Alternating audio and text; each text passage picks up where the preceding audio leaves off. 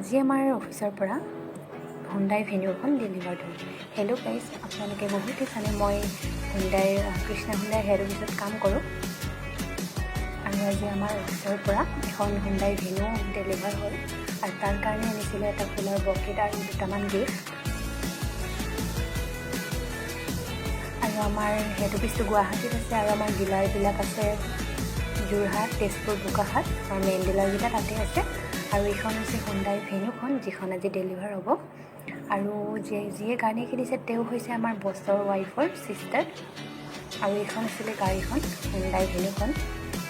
আৰু আপোনালোকে যদি মই কোৱা এৰিয়াকেইটাৰ ভিতৰত হয় আৰু যদি আপোনালোকে গাড়ী ল'ম বুলি ভাবি আছে, মোক কণ্টেক্ট কৰিব পাৰে।